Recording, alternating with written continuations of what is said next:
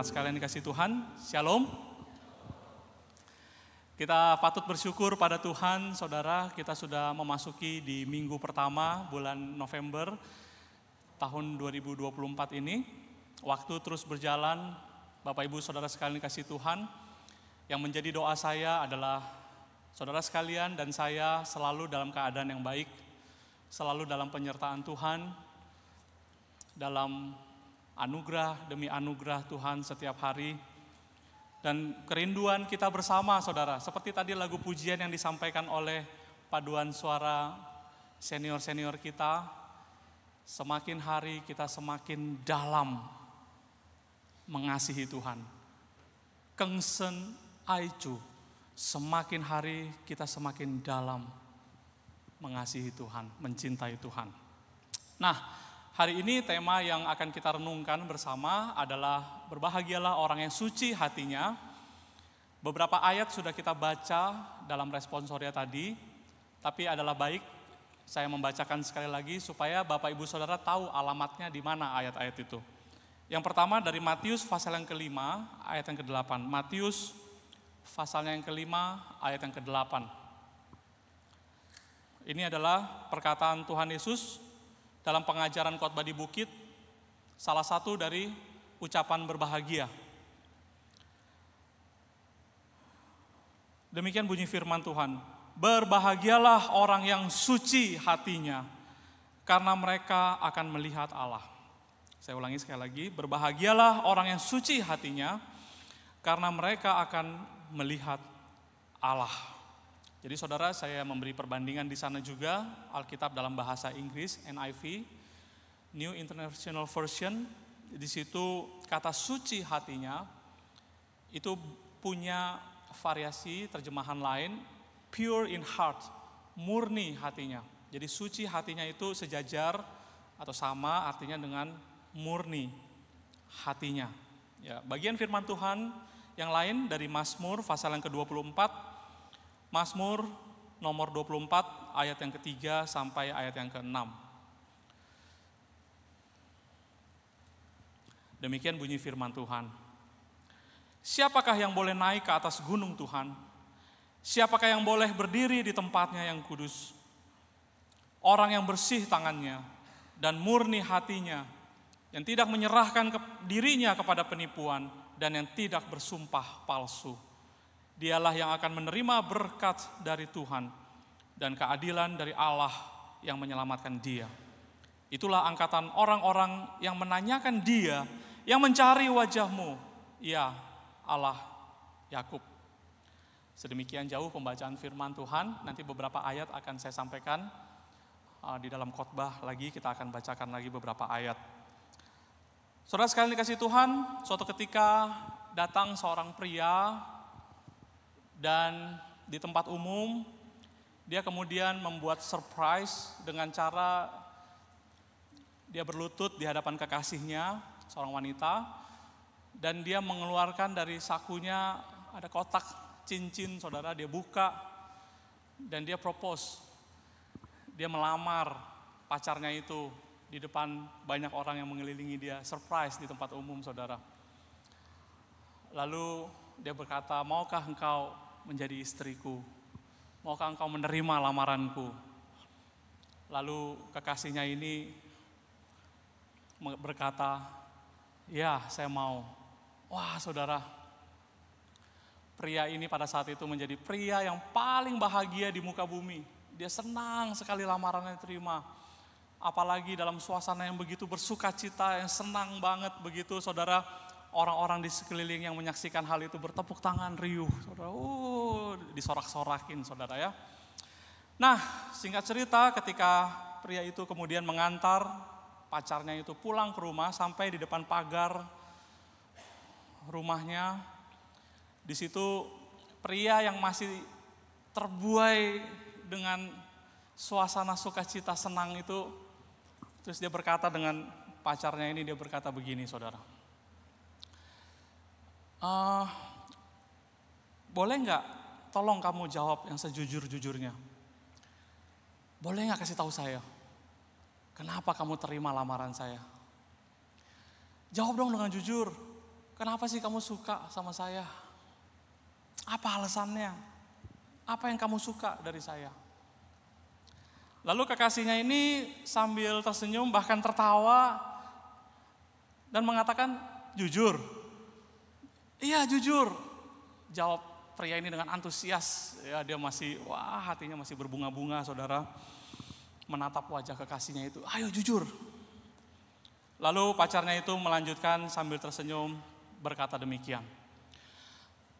Sebetulnya yang saya suka dari kamu itu adalah ya uang kamu, rumah kamu, mobil kamu, harta kamu, semua relasi dan koneksi-koneksi kamu. Itu yang saya perlukan dari kamu. Kalau dirimu sendiri ya terus terang aja, nggak ada sih yang bikin saya suka. Saudara, pacarnya ini habis berkata begitu meninggalkan dia, masuk ke rumahnya. Dan pria ini sambil terbengong-bengong, saudara, tercengang begitu ya. Nggak speechless, nggak bisa ngomong apa-apa, menyaksikan pacarnya meninggalkan rumah, masuk menutup pintu rumahnya. Saudara, sekarang pria ini adalah orang yang paling kasihan sedunia.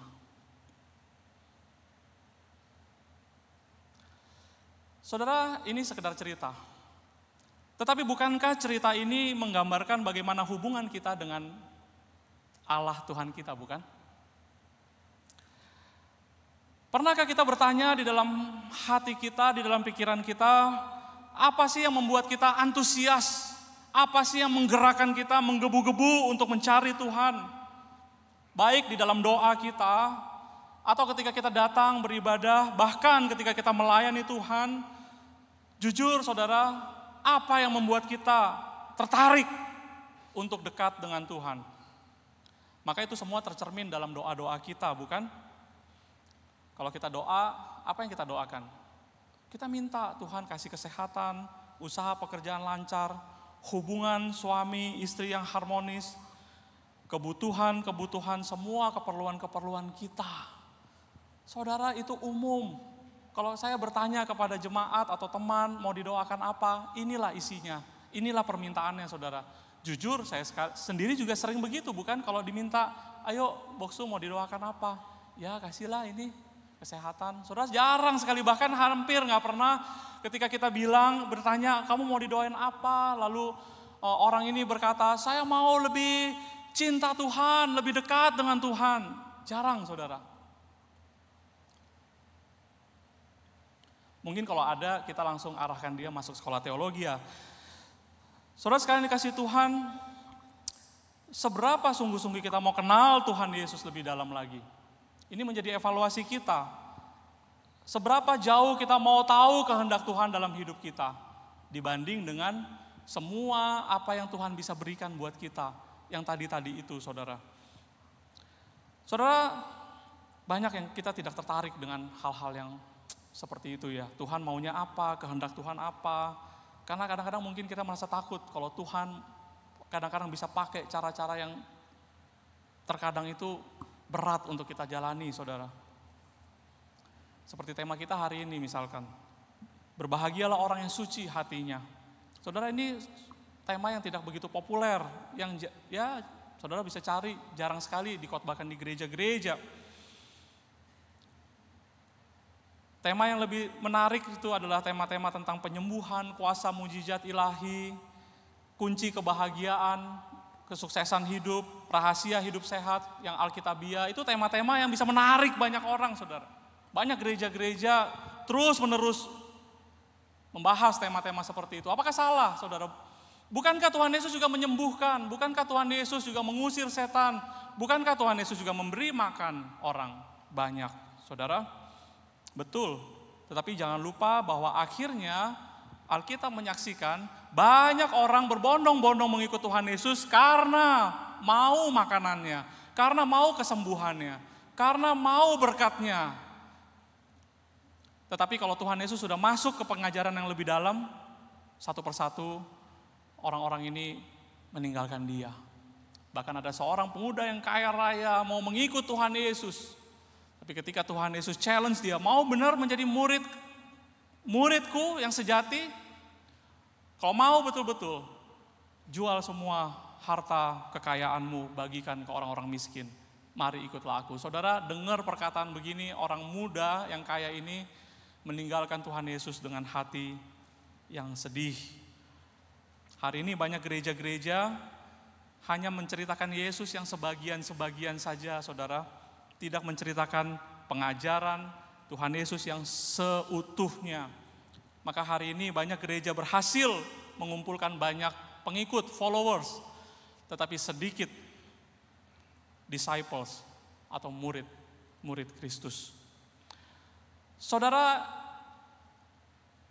intensi Tuhan Yesus ketika dia datang dan mengajar, sebelum dia melakukan kuasa mujizat penyembuhan, mengusir setan, di dalam Matius pasal yang keempat, satu pasal sebelum khotbah di bukit, saudara, Matius pasal 5, Tuhan Yesus sudah mengatakan intensi dia, tujuan dia, maksud dia datang ke dalam dunia. Bukan sekedar untuk menyembuhkan penyakit, memberkati, mengusir setan dan lain sebagainya. Tujuannya Tuhan Yesus sudah sampaikan. Kenapa dia harus datang ke dalam dunia ini? Matius pasal yang keempat ayat 17 berkata, bertobatlah sebab kerajaan surga sudah dekat. Saudara, ada panggilan pertobatan. Ini kehendak Tuhan, saudara. Inilah maksud dan rencana Tuhan bagi kita. Yesus memberitakan keselamatan dan memanggil orang banyak untuk bertobat kembali kepada Allah yang benar. Maka dalam pengajarannya Tuhan Yesus berkata, berbahagialah orang yang suci hatinya, karena mereka akan melihat Allah. Ini adalah isi hati Tuhan. Ini adalah isi hatinya Tuhan, kerinduan Tuhan. Agar manusia yang telah berdosa ini, saudara dan saya, bisa mengenal lagi apa yang namanya kesucian dan kekudusan. Agar manusia dapat berbahagia, Tuhan Yesus mengajarkan ini dimulai dengan kata diberkatilah, berbahagialah. Berbahagialah kamu kalau kamu suci hatinya. Kenapa, saudara? Karena melalui kesucian yang dari Tuhan, membuat kita bisa terhubung kembali dengan Allah yang kudus, yang suci itu. Tanpa itu, saudara, kita tidak bisa kembali kepada Allah. Itu sebabnya, saudara sekalian dikasihi Tuhan, kenapa disebut berbahagia? Karena selain kembali kepada Tuhan, hidup kita tidak akan mendapatkan kelegaan. Hidup manusia akan selalu diliputi kegelisahan. Maka Tuhan Yesus berkata, mari kepadaku semua yang letih, lesu, dan berbeban berat. Aku akan memberi kelegaan kepadamu. Melalui kehidupan yang benar, yang murni, yang suci, kita mendapat kelegaan. Kita bisa kembali terhubung dengan Allah. Kita bisa kembali berelasi dengan Allah. Saudara, ketika Tuhan Yesus berkata, berbahagialah orang yang suci hatinya, atau ucapan berbahagia ini, saudara, Tuhan Yesus sedang menghadapi banyakkan orang kaum marginal, orang-orang yang dengan ekonomi yang sulit, orang-orang Yahudi di bawah tekanan pemerintah kekuasaan Romawi, mereka yang mungkin miskin, yang tidak ada jalan keluar kalau sakit, tidak ada fasilitas kesehatan, mereka yang kalau diganggu oleh kuasa jahat, sudah tidak berdaya, saudara, bagaimana untuk menghadapi hal-hal seperti ini. Orang-orang seperti ini, saudara, pasti akan selalu berpikir seperti ini. Wah, kalau kaya pasti bahagia ya. Kalau sehat, pasti bahagia. Kalau punya kekuasaan, punya kuasa, punya power, pasti bahagia hidupnya. Orang kalau nggak pernah rasa lapar, nggak pernah rasa haus, pasti hidupnya bahagia. Mereka, orang-orang ini selalu pasti akan berpikir seperti itu. Oleh sebab itu Tuhan Yesus ketika datang kepada mereka, dan Tuhan Yesus ingin membalikkan semua konsep ini, saudara. Tuhan Yesus mengajarkan inilah yang berbahagia, yaitu ada kehadiran Tuhan, penyertaan Tuhan di dalamnya. Belum tentu orang yang kaya, orang yang sehat, orang yang berkecukupan itu semua berbahagia. Markus pasal yang ke-8 ayat yang ke-36 Tuhan Yesus berkata, apa gunanya seorang memperoleh seluruh dunia tetapi kehilangan nyawanya? Apa gunanya? Banyak orang punya segala-galanya, tetapi hidupnya tidak bahagia. Oleh sebab itu Tuhan Yesus berkata, orang miskin bisa berbahagia. Orang lapar bisa berbahagia. Orang yang dianiaya bisa berbahagia. Orang yang berduka cita bisa berbahagia. Termasuk salah satunya orang yang suci hatinya. Itu adalah orang yang berbahagia. Saudara sekalian dikasih Tuhan, orang yang suci hatinya, murni hatinya, orang yang berbahagia. Karena merekalah yang mendapat anugerah keselamatan di dalam Kristus. Mereka mendapat keadilan dari Allah. Nah, selanjutnya saudara, kita akan sekarang melihat apa sih yang dimaksud dengan orang yang suci hatinya itu. Apakah ada betul-betul orang yang suci hatinya? Apakah ada orang, berarti ada orang yang tidak lagi berbuat dosa?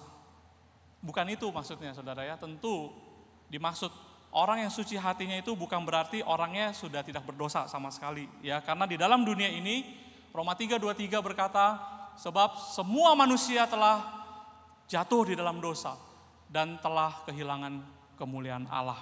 Itu artinya tidak ada lagi orang yang tanpa dosa. Tetapi orang yang suci hatinya, kita harus melihat penjelasan firman Tuhan bagian yang lain. Apa yang dimaksud dengan orang yang suci hatinya? Salah satu contohnya adalah Daud, saudara. Di dalam Kisah Rasul 13 ayat yang ke-22, firman Tuhan menyaksikan Daud, anak Isai, orang yang kepadanya hatiku berkenan. Tuhan mengatakan Daud adalah orang yang berkenan di hadapan Tuhan. Orang yang diperkenankan Tuhan. Orang yang dipandang baik oleh Tuhan. Tapi pertanyaannya, bukankah Daud itu orangnya juga banyak dosanya, bukan? Dan dosanya parah, saudara. Dia jatuh dalam dosa perzinahan, lalu masuk lagi jatuh dalam dosa pembunuhan. Dan seterusnya, saudara. Daud bukan orang yang suci, orang yang kudus. Tetapi kenapa Daud dikatakan orang yang berkenan kepada Tuhan? Karena Daud didapati oleh Tuhan memiliki hati yang murni. Hati yang murni itu adalah hati yang mau bertobat dan menyesal akan dosa-dosa yang telah diperbuatnya. Jadi orang yang suci hatinya, pertama-tama adalah orang yang mau bertobat, menyesali dosa dan kesalahannya. Saudara, memiliki hati yang suci berarti orang yang tidak lagi menikmati hidup di dalam dosa. Orang yang mau berubah, orang yang bersedia diperbaiki, orang yang memiliki keterbukaan hati dengan rendah hati, mau berubah. Saudara, Daud adalah seorang raja. Siapa berani meminta raja untuk bertobat, berubah? Semua yang dilakukan raja adalah benar. Daud bisa saja menutupi semua dosa-dosa kesalahannya dengan semua kuasa yang dimiliki. Tetapi ketika ditegur oleh Nabi Nathan, Daud dengan rendah hati dan jiwa hancur dengan menangis. Dan dia tulis satu pujian pengakuan dosa dia dalam Mazmur 51. Dengan hati yang hancur dia datang ke hadapan Tuhan. Dia menyesal akan semua dosa-dosa dia. Saudara sekalian, orang yang memiliki hati seperti ini di hadapan Tuhan adalah orang yang memiliki hati yang murni. Mazmur 51 ayat yang ke-12, Daud berdoa kepada Tuhan berkata, ciptakanlah hati yang murni padaku. Ini ayat yang tadi kita baca juga dalam responsoria kita. Ciptakanlah hati yang murni padaku, ya Allah. Dan perbaharuilah batinku dengan roh yang teguh. Jadikanlah hatiku tahir, ya Allah. Dan perbaharuilah batinku dengan roh yang teguh. Daud menyadari bahwa hatinya kotor, pikirannya jahat. Maka Daud minta Tuhan bukan cuman dibersihkan, ganti yang baru Tuhan. Ciptakan hati yang murni itu kembali kepadaku. Perbaharui jiwaku, batinku ya Tuhan. Saudara, Daud memiliki hati yang murni. Karena dia mohon kepada Tuhan agar Tuhan memperbaharui dia. Tuhan memperbaharui dia. Daud memohon agar Tuhan menyucikan dia. Karena dia tahu kesucian itu tidak bisa dia upayakan. Dia hanya manusia berdosa. Hanya Tuhan yang suci itu yang sanggup, yang dapat memurnikan dia kembali. Dia berdoa mohon kepada Tuhan, murnikan aku, murnikan aku. Saudara, hati yang terbuka, yang bersedia untuk dikoreksi dan diperbaiki oleh Tuhan adalah tanda yang paling otentik dari pertumbuhan iman. Kalau kita bicara iman yang bertumbuh, iman yang kemudian semakin kuat, saudara, maka kita harus lihat tanda pada orang itu, apakah sungguh dalam dirinya ada ada iman yang bertumbuh, dimulai dari pertobatan dan perubahan hidup dia.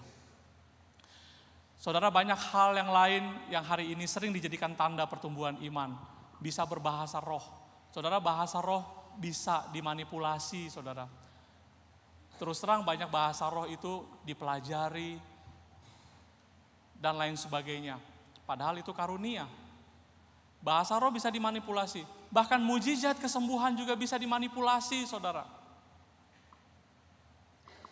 Tapi ada satu tanda yang otentik sungguh-sungguh, yaitu ketika satu orang dia berubah hidupnya, dia bertobat, dia diperbaharui oleh Tuhan, sikapnya berubah. Di situ kita lihat ini adalah tanda pertumbuhan iman yang benar.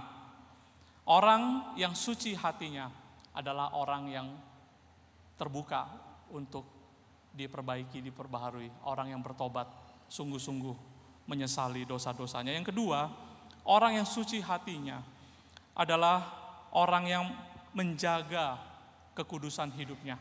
Orang yang menjaga kekudusan hidupnya. Kita kembali ke Mazmur 24 yang tadi saya bacakan bagi kita semua. Ayat yang ketiga dan ayat yang keempat berkata, siapakah yang boleh naik ke atas gunung Tuhan? Siapakah yang boleh berdiri di tempatnya yang kudus? Orang yang bersih tangannya dan murni hatinya, yang tidak menyerahkan dirinya kepada penipuan dan tidak bersumpah palsu. Jadi di sini Daud mendeskripsikan, menjelaskan siapa yang dimaksud dengan orang yang suci hatinya. Ialah mereka yang bersih tangannya.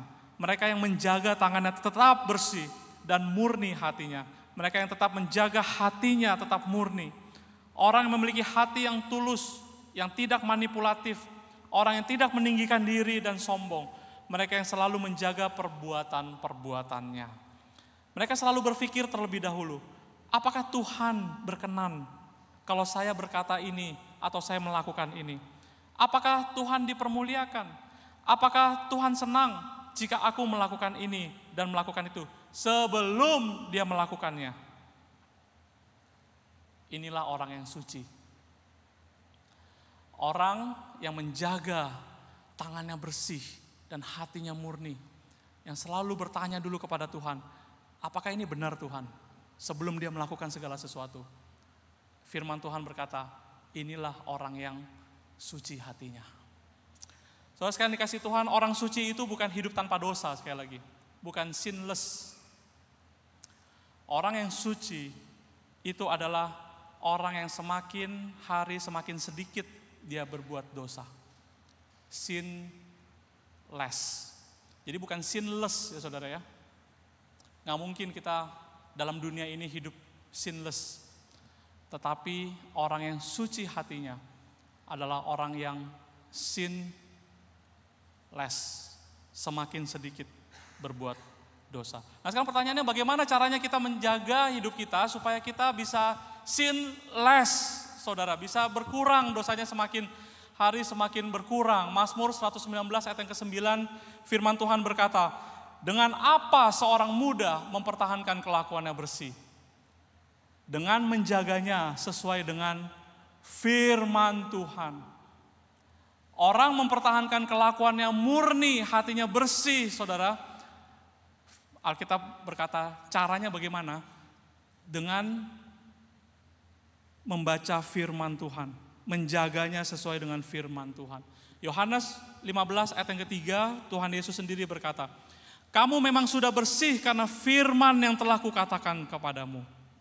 Saudara, Tuhan memberikan firman-Nya kepada kita untuk memurnikan kita dan menyucikan kita kembali kepada kebenaran Allah.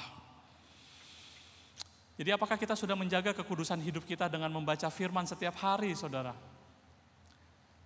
Kita mendisiplin kita punya disiplin rohani membaca firman satu hari satu pasal. Sudah bertahun-tahun kita lakukan itu dan terus akan kita lakukan. Bacaan domba kita sudah baca masuk sampai ke akhir dari Kidung Agung. Saudara sekalian, saya berdoa dan saya berharap bagi diri saya sendiri juga dan bahkan bagi saudara semua yang ikut bacaan Alkitab setiap hari satu pasal ini. Biar ini bukan sekedar program membaca firman Tuhan, bukan hanya rutinitas dan disiplin semata, saudara. Saya berharap saudara ini menjadi upaya bagaimana saudara dan saya menjaga hidup kudus di hadapan Tuhan. Bagaimana kita yang cenderung untuk menyimpang ke kanan dan ke kiri, setiap hari kita menyelaraskan kembali pikiran dan hati kita kepada kebenaran firman Tuhan. Sehingga firman Tuhan menuntun kita, membimbing kita, mengarahkan kita untuk hidup sesuai dengan penggenapan rencana Allah. Orang yang suci hatinya adalah orang yang menjaga kelakuannya hidup benar sesuai dengan tuntunan firman Tuhan. Yang ketiga, orang yang suci hatinya adalah orang yang mencari Tuhan. Orang yang mencari Tuhan setiap waktu. Mencari Tuhan. Masih dalam perikop Mazmur 24, 2 ayat selanjutnya, yaitu ayat yang ke-5 dan 6. Demikian firman Tuhan, dialah yang akan menerima berkat dari Tuhan dan keadilan dari Allah yang menyelamatkan dia. Ini maksudnya orang-orang tadi yang menjaga tangannya bersih dan hatinya murni itu adalah orang-orang yang akan menerima berkat Tuhan dan keadilan dari Allah yang menyelamatkan dia. Ayat yang ke-6, itulah angkatan orang-orang yang menanyakan dia dan yang mencari wajahmu, ya Allah Yakub. Saudara, perhatikan kata yang saya garis bawahi di sana. Orang-orang yang menanyakan dia dan yang mencari wajahmu. Saudara, ini adalah maksudnya adalah orang yang punya keinginan besar untuk lebih mengenal Tuhan, yang mencari Tuhan, yang mau belajar, pengen tahu lebih dalam lagi mengenai Tuhan, mempertanyakan Tuhan di dalam segala sesuatu yang terjadi dalam hidup ini. Tuhan seperti apa sebenarnya Tuhan yang kita sembah atau kita muliakan itu?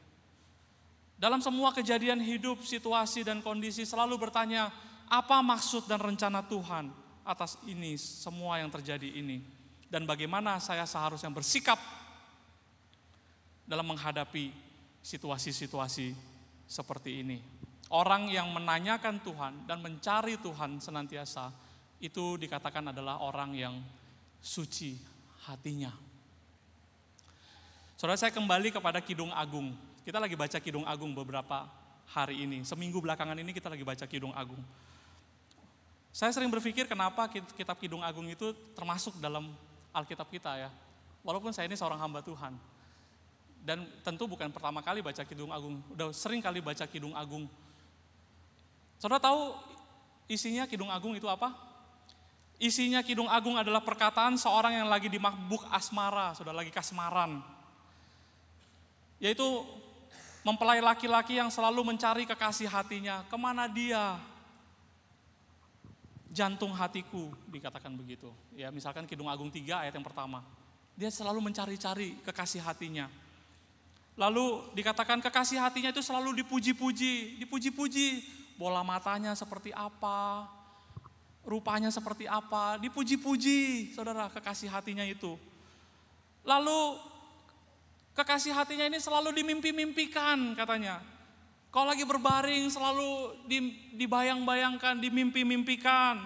Dan kehadirannya selalu dinanti-nanti, dicari-cari. Dan kalau ketemu dengan kekasih hatinya itu dikatakan wah jantungnya berdebar. Menggetarkan hati. Saudara, semua tulisan-tulisan ini itu adalah ekspresi seorang yang lagi dimabuk cinta. Kitab Kidung Agung, saudara. Lalu pertanyaannya balik lagi, kenapa ayat-ayat seperti ini menjadi Alkitab kita? Bahkan jarang loh khotbah dari ayat-ayat ini. Tetapi kalau kita menelusuri lebih dalam, saudara, saya terus diingatkan bahwa ternyata Kidung Agung ini adalah sebuah kitab yang dengan jelas menggambarkan apa itu cinta. Tidak ada kitab lain dalam Alkitab kita yang mendeskripsikan, yang menggambarkan, yang menjelaskan mengenai seorang yang sedang jatuh cinta. Itu lebih jelas daripada kitab Kidung Agung. Orang yang sedang jatuh cinta, saudara, itu akan dimulai dari dalam hatinya yang meluap keluar. Ada getaran-getaran jiwa yang mempengaruhi seluruh bagian tubuh.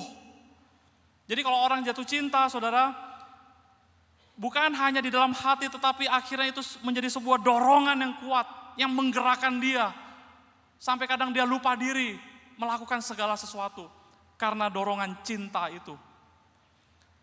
Dia selalu mencari siapa yang dicintainya itu, selalu ingin dekat dengan seseorang yang sedang dicintainya itu.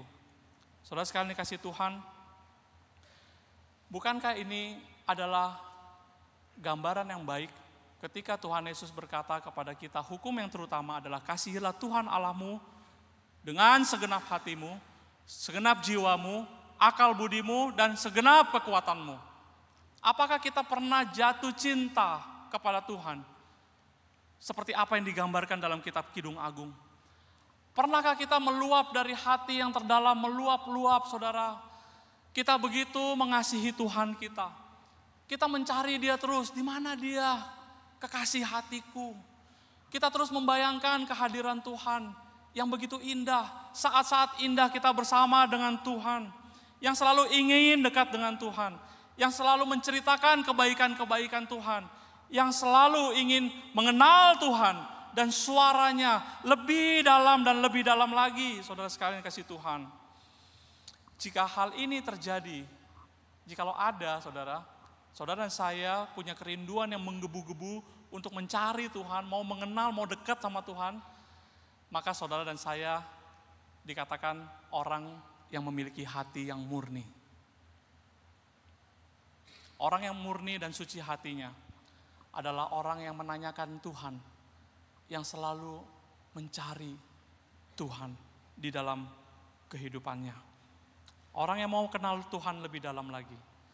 Melalui pembacaan firman, melalui komunitas tumbuh iman bersama, melalui pembinaan-pembinaan, bahkan melalui percakapan-percakapan di antara keluarga setiap hari.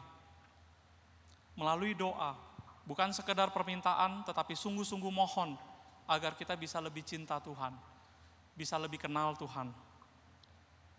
Bukan berdasarkan pemikiran kita sendiri, tetapi melalui jalan yang Tuhan tunjukkan. Kalau saudara dan saya punya kerinduan hati yang seperti ini, saudara dan saya dikatakan orang yang berbahagia, orang yang memiliki hati yang murni. Saudara, orang yang suci hatinya, Tuhan Yesus berkata, orang ini dapat melihat Allah. Apa maksudnya orang yang suci hatinya dapat melihat Allah? Maka saya tambahkan di situ, orang yang suci hatinya dapat melihat karya perbuatan pekerjaan Tuhan. Jadi jangan kita berpikir orang yang suci hatinya bisa melihat Allah secara fisik selama kita hidup dalam dunia ini. Firman Tuhan katakan, tidak ada seorang pun yang pernah melihat Allah. Yohanes 1 ayat 18.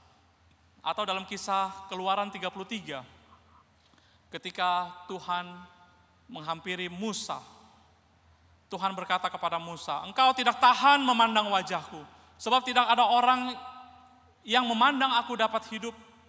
Aku akan melindungi engkau dengan tanganku, sampai aku berjalan lewat, kemudian aku akan menarik tanganku, dan engkau akan melihat ke belakangku, tetapi wajahku tidak akan kelihatan. Musa tidak akan pernah tahan melihat Allah. Musa hanya bisa melihat belakangnya Allah.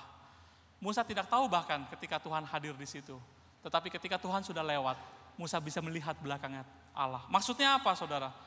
Maksudnya ketika segala sesuatu terjadi, kita mungkin tidak bisa merasakan kehadiran Allah. Bahkan kita mungkin mempertanyakan di manakah Allah ketika segala sesuatu itu terjadi. Khususnya hal-hal yang tidak baik, hal-hal yang buruk terjadi dalam hidup kita. Tetapi ketika itu semua sudah lewat, saudara, kita melihat kembali ke belakang. Orang yang murni hatinya, dia dapat melihat kehadiran Allah dan pekerjaan perbuatan Allah melalui hal-hal yang sudah lewat terjadi itu, saudara. Berbahagia orang yang dapat melihat dan merasakan kehadiran Tuhan dan pimpinannya di dalam kehidupannya. Ini hanya bisa terjadi kalau kita menjaga hati kita murni di hadapan Tuhan. Saya tutup khotbah ini dengan cerita seorang perempuan, seorang wanita bernama Joni Eareckson Tada. Ini seorang perempuan walaupun namanya Joni, saudara, karena diambil Joni ini adalah nama papanya. Papanya sayang sekali sama dia. Ditulislah nama papanya juga di nama anak putrinya ini. Jadi nama dia Joni Eareckson Tada. Seorang perempuan yang dibesarkan dalam keluarga Kristen yang sangat taat, sangat cinta Tuhan. Kedua orang tuanya itu aktif di dalam pelayanan. Jadi Eareckson Tada yang kecil, anak yang sangat aktif, suka olahraga, berbagai sports dia suka. Dia berkuda, dia berenang, dia main tenis, dia hiking, yang outdoor, saudara, semua olahraga, aktivitas yang fisik itu dia senang sekali. Sampai suatu ketika dalam usia pemuda, dia berenang di sebuah teluk. Teluk itu muara dari lautan lepas, saudara. Banyak batu-batu dan karang-karang. Dia berenang di situ. Dia salah perhitungan, dia terbentur dengan batu yang di bawah. Kena tulang belakang dia, saudara. Dan singkat cerita dia lumpuh. Itu mematikan saraf motorik, otot besar, otot kecil dia. Jadi dia nggak bisa berjalan lagi sejak saat itu sampai seumur hidupnya. Lalu tangannya bisa digerakkan dengan sangat terbatas sekali. Saudara, awal dia divonis akan lumpuh seumur hidup. Dia kena pukulan yang begitu besar sekali. Dia depresi, saudara, dia stres. Beberapa kali dia mempertanyakan, apakah Tuhan itu ada apa enggak? Tuhan yang rajin setiap kali dia dan keluarganya sembah dan layani itu, ada apa enggak? Dan beberapa kali dia berpikir untuk mengakhiri hidupnya. Lalu puji Tuhan, Tuhan bekerja melalui segala sesuatu. Dia dipulihkan melalui bimbingan-bimbingan, pendampingan-pendampingan. Saudara, perlahan-lahan, perlu waktu. Nggak bisa tiba-tiba, perlu waktu dia dipulihkan. Dan setelah dia bisa berdamai dengan keadaan, dia kemudian berpikir apa maksud dan rencana Tuhan bagi hidupnya. Dia mau menjadi seseorang yang tetap bermanfaat di tengah-tengah kelumpuhan. Dan dia akhirnya belajar menggambar pakai mulut. Jadi kuasnya itu digigit sama dia, saudara. Dan dia menghasilkan lukisan-lukisan yang baik sekali, yang bagus sekali. Dan kemudian dia juga menulis yang literally menulis ya, bukan diketik atau bukan apa, tapi dia menulis dengan mulutnya juga. Dan dia menulis buku-buku. Lebih dari 40 buku dia tulis, kesaksian hidupnya untuk menguatkan orang. Dia juga menulis lagu pujian. Kita nggak punya waktu, tetapi kalau saudara ada waktu nanti saudara bisa search, ada lagunya juga. Dan lagunya bagus-bagus, mendorong, menguatkan, memotivasi orang. Yaitu salah satunya dia katakan, kalau saya bisa bernyanyi, saya akan bernyanyi bersama-sama dengan Tuhan. Kalau saya bisa berdansa, maka orang yang ingin saya berdansa adalah dengan Tuhan Yesus. Kalau saya bisa angkat tangan saya akan, dia katakan, mengepakkan sayapnya untuk memuliakan Tuhan. Saudara, luar biasa. Dia mendirikan yayasan Joni and Friends tahun 79, organisasi pelayanan Kristen bagi komunitas disabilitas, bukan hanya di Amerika, tapi di seluruh dunia.